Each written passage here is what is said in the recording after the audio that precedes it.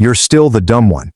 Dad said over steak, while I sent $1,200 per month for 3 years. So I froze the accounts, called my lawyer, evict them. My name is Lowell, and I am 32. I have no degree, no framed paper on the wall, no alumni sticker on my bumper, and no stories about dorm room mayhem or campus nights. With just a GED, a lot of late nights, and a bank account, the individuals who used to humiliate me began calling me family again. For years I told myself that was enough, that success would speak louder than whatever they were saying behind my back. Turns out I was mistaken, or perhaps just naive. It occurred last Friday during dinner in the home I purchased for them. A property with granite countertops, designer furniture, and that dumb wine fridge my mother insisted on. All of it was paid in full under my name but never recognized. We were eating steaks I had picked up on the way, grilled medium rare, just the way Dad likes them, with a bottle of something imported that Mom had underlined in a magazine but conveniently forgot to get. I didn't want to stay long, I simply wanted to show up, keep the peace, check on the repairs they'd been ignoring, and make sure the thermostat hadn't been turned up to loud levels again. Dinner started out good. Tight as normal, but silent. My sister Petra was also there. 29, 2 degrees, still unemployed, and perhaps more condescending than ever. She primarily glanced through her phone while Mom whined about how difficult life is these days, and Dad complained about the cost of groceries, as if he wasn't getting half his fridge delivered on my dime every week. Then something happened. We were halfway through dessert, a store-bought pie I brought because Mom said she didn't have time to bake, when Dad set down his fork and poked it in my direction. You know, he added, raising his voice just enough to attract attention. He might pay the bills around here, but let's not forget he's still the dumb one without a degree. It took me a second to process that. The air became still. Petra snorted into the glass. Mom didn't even blink and sipped her wine as if she were watching a replay. And me? I merely stared at the slice of pie that I was no longer hungry for. I did not say anything. Not at first. I let the silence linger as my head buzzed like a wasp nest. All those years of sacrifice, working 12-hour shifts, teaching myself coding at night, staying on couches while sending them money for theirs, all culminated in a single, crushing moment of shame. And the worst part? They did not even flinch. None of them felt they had done anything wrong. I stood up silently, moved my dish to the sink, rinsed it, and dried my hands. Then I grabbed my keys, said, "Thanks for dinner," and left. It wasn't until I was in my car, motor still turned off, hands on the steering wheel, that it hit me. This was not new. It wasn't a mistake or an insensitive joke. This has been going on for years. Every holiday, every visit, and every text message that said, "Can you help with this bill?" came with no thank you. Everyone makes fun of me for not being educated enough. Every expectation that I'd just keep providing, spending, and turning up because what else was I good at? That night, I sat on the couch in my downtown apartment, the one no one ever asks about, and opened my laptop. I did not anger. I did not cry. I just sat there, motionless and quiet, like a surgeon about to perform the first incision. The first plug I pulled was a tiny one. The automatic grocery orders I had set up with Instacart were no longer there. The second was a Netflix account. Then there were the services I'd been covering under my name, such as water and electricity, as well as the internet, where Dad used to watch his sports every night. I did not cancel them outright. Not yet. But I fixed the end dates and ensured that the following billing cycle was their responsibility. Then I opened the shared cloud account I had set up for Mom, which had all of her images saved up. I was not cruel. I did not delete anything, but I did disable my access, lock it down, and change the recovery information. For once, they would have to figure out their own passwords. Next, I stared at the banking app. My stomach turned. There it was, the automatic transfer I'd been making to help pay down my second mortgage. They never told me they had refinanced. $1,200 every month for the past 3 years. I canceled it with a single click. Still, I wasn't finished. I opened the document that made my skin crawl every time I looked at it. A power of attorney form I signed during Dad's health scare 2 years ago, when he couldn't manage his finances and simply needed some assistance. I'd been handling the taxes, loans, and investments discreetly and competently, never asking for credit. Now I was withdrawing my name from all logins, writing a formal revocation letter and making it official. As I worked, something unexpected came up. Not rage or despair, but relief. Every time I clicked confirm, it seemed like a weight was lifted, piece by piece. However, I wasn't rushing. No angry emails, no big confrontations, just a steady, deliberate, silent withdrawal, like the tide receding before the storm. I knew they would not notice at first. That was the beauty of it. They were accustomed to the support being unobtrusive, automatic, and effortless. They wouldn't understand what had happened until the cracks appeared. The water turned off in the middle of the shower, the internet went down during the big game, and the mortgage company left a voicemail they couldn't miss. The next morning, Petra texted me, checks for dinner. I suppose you could have at least laughed at Dad's joke. Is this a joke? I didn't respond. I just opened the final file, one they had no idea existed, and checked the numbers. Then I began composing a message. Not for them. To somebody else. And that's when the plan truly began. It was a note for my lawyer, Maura. The same one who helped me start my business when I was just a freelancer with a refurbished laptop and a dream. Maura is a bright woman who does not blink when a client says, "I think I want to quietly dismantle a financial arrangement with my family." She is also thorough. She reminded me of every shared duty, every blind signature I'd given them in confidence, and every legal link that still connected me to people who regarded me as a walking pocketbook. "Are you sure you want to do this now?" she inquired during a late-night Zoom conversation. "You've been cleaning up after them for years." "I'm not cleaning up anymore," I announced. "I'm walking away, but I'm doing it clean." The following week became a checklist of quiet ends. The family phone plan was separated. I created new lines in their names and included a 30-day notice in the fine print of an email they were likely to disregard. The shared insurance coverage removed me. What about my father's spare credit card, which he had been using just in emergencies? Gone. I even marked the auto renewals on my mother's makeup subscriptions, which she had always thought I was willing to cover. Each work brought a sense of clarity that I had not felt in years. Not really revenge or spite, but rather a deliberate, meticulous reclaiming of boundaries that should never have been violated in the first place. Then came the home. Technically, it was still in my name. I acquired it outright 5 years ago, following my first major software contract. I told them it was a gift, even though I maintained the deed in my LLC for liability reasons. I'd paid the taxes, the maintenance, and the idiotic landscaper whom my father refused to fire even after he destroyed the sprinkler system. But I want it back. I did not want to kick them out. Not yet. But I wanted them to understand it was never fully theirs. That every inch of drywall, carpet, and ceiling fan belonged to me. I could sell it, lease it, bulldoze it, and build a parking lot if I chose. That's when Maura revealed the property audit clause in the LLC agreement, which allowed me to request a comprehensive inspection, reassessment, and even a temporary suspension of residency if necessary. "You really want to go that far?" she inquired. "I want them to stop pretending they built the roof they're sitting under." We scheduled the audit quietly and legally. A letter has been mailed. Certified. It will arrive within 3 days. On the surface, nothing appeared to change. I continued to use one-word responses in the family group chat. I still appreciated the occasional Instagram picture featuring my mother's garden, still fulfilled the part of the calm, trustworthy son, but within, I was counting down. The first crack occurred on day 4. Mom called me at 7:42 a.m. I didn't respond. Her voicemail was lengthy and rambling, something about the sprinklers being turned off mid-cycle and a man in a suit going about the backyard taking notes. She was simply asking whether I knew anything about it. I did not call back. By the end of the week, Petra had shared this intriguing story on Instagram. Some people forget who was present when they had nothing. Don't worry, we remember. The irony made me giggle in the dark at 2 a.m., while drinking coffee in the apartment they hadn't seen since I moved out. Then came the second call, this one from Dad. He did not leave a voicemail, but instead texted, "We need to talk." Someone from the city was asking inquiries. That was not true. The guy was not from the city. He was a private inspector. I knew because I had hired him. Marcus's name was Marcus, and he was an expert at his work. His report arrived the next morning, a 68-page document detailing every code infraction, undocumented remodeling, and financial discrepancy involving the property.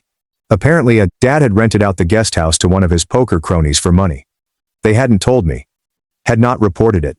Just pocketed the money and claimed it as a favor on my property, with my name on the liability line. That's when the gears really started turning. I carefully crafted the next email. Sent it to Maura in a single line. Activate the eviction clause. Quietly. But even so, I was not unkind. I offered them 30 days, which was more than enough time to organize their affairs, move, downsize, and realize that maybe, just maybe, calling me the dumb one at the dinner table wasn't worth losing the roof over their heads. Still, I did not tell them explicitly. Not yet. Instead, I got on with my life. Business meetings, gym workouts, and dinner with pals. I even went to Petra's old campus just for fun. I walked past the buildings she used to brag about. I recalled all the times she deemed me unqualified because I hadn't traversed those same halls. Then, on day 12, I received an email from Mom. The subject line just said, Lowell. The body was short. No hello, no greetings. Just, we received the notice. I do not comprehend. Why are you doing this? I stared at it for a time. My fingers hovered above the keyboard. And then I wrote the sentence they didn't expect. Because you mistook my generosity for stupidity, and I'm not foolish enough to put up with it anymore. I pressed send. The response arrived within an hour. This is not from Mom, but from Dad. I'm not sure what I expected. Perhaps an apology. He reluctantly admitted that he had crossed a line. Instead, there was a wall of deflection. He began with, "This is overreacting," followed by a guilt trip about how family always sticks together. He then switched to what he felt was a trump card. If we hadn't reared you, you wouldn't have any money to fling around. I read that section twice. Then again, just to make sure. Raise me? This dad forgot about my high school graduation since he was on a fishing trip. Who encouraged me to get over it when I called crying after being fired from my first job? This individual believed he was entitled to credit for my accomplishments. As if his silence, dismissiveness, and relentless undercutting constituted support. I didn't respond. I forwarded the email to Maura and urged her to direct all future communications through legal means. From that point forward, I stopped playing the obedient son. I was suddenly the legal property owner, a client, and an adult with limits and consequences to enforce them. Things went quiet for a few days after that, strangely silent. Quiet enough to make your skin crawl. I could feel the tension mounting, like a pressure cooker about to explode. I knew my family. They were not the type to go down gracefully. They'd beg, guilt trip, and maybe even threaten. But would they apologize for their actions? That would entail admitting they were wrong. Nothing worried them more than losing the delusion that they were always correct. On day 17, Petra arrived at my office. I'm not sure how she found the address. I had never informed her where I worked, and it was not public. But there she was, in the foyer, speaking to the receptionist as if she owned the place. I froze when I saw her through the glass wall. She seemed different, less haughty and more needy. Lowell, she remarked as I answered the door. Can we talk? Just 5 minutes, please. I did not welcome her in. I just stood in the corridor, arms folded, face blank. She sighed and adjusted her weight, as if considering whether to feign a tear. Look, I get it. They were harsh. Dad was out of line. But this is extreme. You think this is extreme? I inquired, keeping my tone low. Taking back what's mine? There are parents, she added, as if that resolved anything. I laughed quickly and sharply. Funny. You only say "are" when it's convenient, when I'm footing the bill. She stared at me, and for the first time, I noticed it. Not anger, pity, or fear. Real terror. She understood I wasn't lying. They don't have anywhere to go, she explained. You can't just throw them out. They had 5 years to build a safety net, I told them. I gave them everything, and they spit on it every chance they had. This isn't vengeance, Petra, it's me choosing peace. She began to fight, but I was done. I turned and returned to my office, leaving her standing in the hallway. My assistant inquired whether I wanted her escorted away. I shake my head. Let her sit with it. Let her explain to Mom and Dad why their golden goose finally stopped laying eggs. On day 20, the Fishers were no longer subtle. Dad called from an unknown phone number and left a voicemail. I'm not asking for much, just time. Just don't do anything drastic. You're better than this. Then a text from Mom. We're family. This isn't who you are. But it was. Or, more accurately, who I had become. Someone who finally realized that being family did not imply being someone's doormat. That blood was not an excuse for treason disguised as tradition. On day 24, Maura called. They filed a complaint, she explained. They're claiming emotional distress, trying to block the eviction, but it won't hold. You've got everything documented. This was years in the making, Lowell. I nodded slowly, despite the fact that she could not see me. Let them squirm, I replied. Let them feel what it's like to be uncertain, to not know when the rug might be pulled. It was nasty perhaps, but not nearly as terrible as the years I spent being invisible, except when someone needed a check, a favor, or a last-minute rescue. On day 28, I drove by the house once just to see. The lawn was overgrown. The lights are off. A for rent sign sat uncomfortably in the yard, possibly hoping to buy them some time. But nobody was going to bite. Not while the audit report is flying about. I rolled down the window and sat there silently. The weight of everything has now hit me. This was the house I had provided them. I believed this place would bring us closer. But it wasn't about the house, or the money, or even the absence of a degree. It was about respect. They had run out of it. Then, as I was about to drive away, my phone vibrated. Petra sent a new message. The message sat like a weight in my hand. You might want to come home. Something happened. Something bad. I read it again. Home. That word affected me. Curled my lip and stiffened my jaw. That place had stopped being home. When they made it plain that I'd never be more than a walking ATM with a blank resume. Nevertheless, I couldn't ignore it. Not because I cared what Petra had to say, but because if anything went wrong, I wanted to make sure it wasn't blamed on me. I drove silently, the headlights cutting through the dusk like a knife. My stomach churned during the voyage. Not due to worry or anticipation. A part of me, buried beneath years of obligation and silence, desired a battle. I wanted them to attempt playing the victims one more time so I could finally, completely, and publicly cut the cord.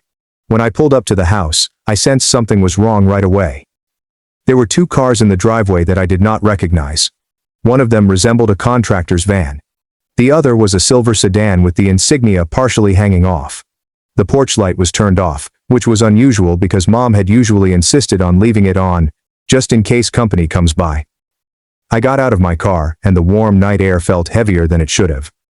As I approached, I noticed Petra on the front steps, arms wrapped around her knees, appearing little in a way that contradicted her typical position of smug confidence. She stood when she saw me, pushing her hair away from her face, and whispered quietly, "You're not going to believe it." "I'll be the judge of that," I stated bluntly. "Where's Mom and Dad?" She paused. "Inside, talking to the guy from the bank." I blinked. "The bank?" She nodded, her eyes wide. Apparently Dad tried to take out another loan against the property before the eviction notice went through. They claimed it was only a bureaucratic delay. He figured he could flip the guest house for a fast profit. And then I felt a chill run down my spine. But he does not own the house. I do. His name is not on the deed. Exactly. She inhaled forcefully. The bank uncovered it before the payments cleared, but there is now a fraud alert on the property. They're sending someone to assess the next steps. He could have just committed mortgage fraud, Nate. I did not speak. Can't really. My mind was already thinking 10 steps ahead. Liabilities, paperwork, lawsuits, and damage control. "Where is he now?" I inquired. "Inside," she said, this time quietly. Yelling. I stepped past her, opening the door without knocking. Inside, it appeared as if a bomb had gone off, not physically but emotionally. Papers were strewn on the dining table, cabinets were left open, and cups were half filled on the counters. Dad stood in the middle of it all, red-faced and swinging his arms, arguing with a man in a navy blazer who held a folder and a clipboard. "You don't get it," Dad snapped. "This whole thing is just a misunderstanding. My son owns the place, it's all family. There was no fraud." The man did not flinch. "Sir, you filed legal documentation declaring ownership of a property that, according to county records, is wholly owned by Lowell Ellis and is described as a business entity. You provided falsified documentation." "I didn't forget anything," Dad snapped. "I just made some copies, adjusted some dates. That's not the same." I cleared my throat loudly enough to make both of them pause. Dad turned, his face devoid of color. "Lowell," he muttered, his voice lowering like a stone. "Good. You can explain. Tell him it's fine. We're family." I stared at him, at the father who raised me with backhanded praises and repeated reminders that I was never intelligent enough to succeed. At the man who had just risked jail time by using my name to extend his fantasy life based on my generosity. "No," I said quietly. "I won't be explaining anything. You're on your own." The man in the blazer gave me a respectful nod. "Mr. Ellis, I assume you're aware of the attempted second mortgage application? Just found out, I said. And I'll be consulting my attorney immediately. If there's any liability being considered here, I'll need a formal report for my records. I can get you a copy, he replied, turning open his folder. It's not pretty. Dad stepped forward, panic seeping through his tough guy persona. Come on, Lowell. Don't do this. You know I didn't mean any harm. I just needed time. Time? I repeated. Like the years I gave you while you ridiculed me? Like the dinners where you laughed about my lack of a degree while spending the money I earned? That kind of time? Mother arrived in the corridor behind him. Arms crossed and face inscrutable. She didn't say anything or defend herself. She simply watched.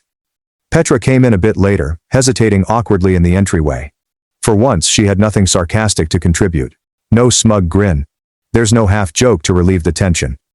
I strolled into the kitchen, admiring the granite countertops and the glass backsplash Mom had chosen from a magazine I bought for. I opened the refrigerator, which was empty save for a bottle of wine and a takeaway carton. There was no thank you message, no reminder that this was my place. I came back to them and replied, I will give you till the end of the week, after which the locks will change. If you're still here, I'll have the sheriff lead you out. Oh, and any legal ramifications from your little loan prank are your own. Dad opened his mouth, but I raised my hand. We're done here. I walked out before they could say anything else, closed the door behind me, and got into my car. I sat for a minute, watching the front lights turn on. Perhaps Mom had finally moved. Maybe Petra flipped a switch on the way out. Then my phone vibrated again. This time, there was a voicemail. Not from Petra or Mom, but from someone I had not heard from in years. And as I listened to it, I knew the family drama wasn't over yet. It was my Uncle Virgil. I hadn't spoken to him in nearly 10 years, not since the last family reunion, when he caught me behind the grill with a paper plate in hand and murmured, You're not like the rest of them. You know that, right?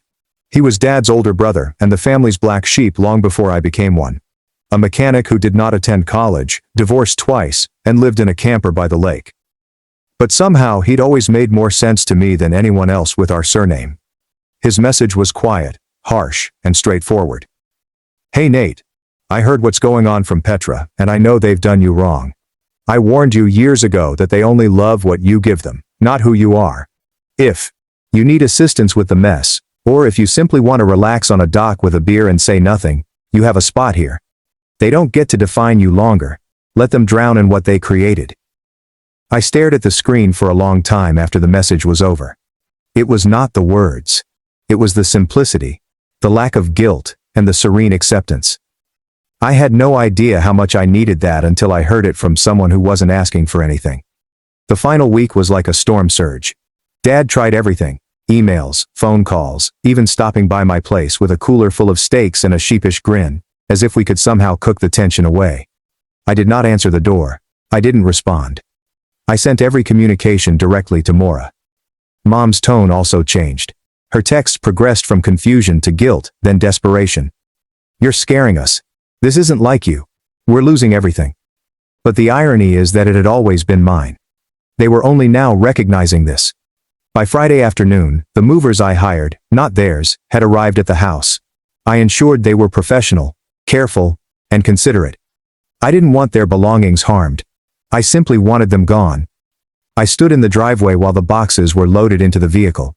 Dad sat silently on the porch, arms resting on his knees, as if he'd just learned the game was ended and he'd been betting with chips he never owned. Mom was inside, arguing with the lead mover about what constitutes essentials. Petra didn't appear. She stopped responding altogether after attempting to borrow $5,000, just until I figure things out. By 3 p.m., the house was completely vacant. The locks were changed. The title was being transferred to a rental firm that I trusted. I had already interviewed 3 tenants. One was a single mother with a daughter who wanted to grow tomatoes in her backyard. I agreed right away. As the movers drove away, Dad finally rose up and approached me. Lowell, he muttered, his voice cracking for the first time in perhaps forever. Can I just ask you one thing? I did not respond, just looked at him. He paused. Why'd you wait so long to cut us off? I let the silence continue. Then I said, because I believed you might change. I hoped that if I offered enough, you'd view me as a son, not a resource. Not the dumb one. Just me. He looked away. You were wrong, he stated gently. I know, I said. But not anymore. I got into my car and drove away without looking back. No spectacular exits or parting shots, just tranquility. The following several months were the quietest in my life. No calls, no chaos, no urgent needs for assistance disguised as family bonding. The new occupants have moved in. I stopped checking the family group chat. No one had posted in it since the locks were changed. The silence seemed unusual at first, but it grew on me. A few weeks later, on a Saturday morning, I traveled to the lake. Uncle Virgil greeted me at the pier with 2 drinks, a smirk, and a nod as if no time had passed. We sat on the worn seat and watched the ripples spread across the water. You all right? He inquired, popping open his can. I nodded. I am now. And for the first time in years, I was not lying.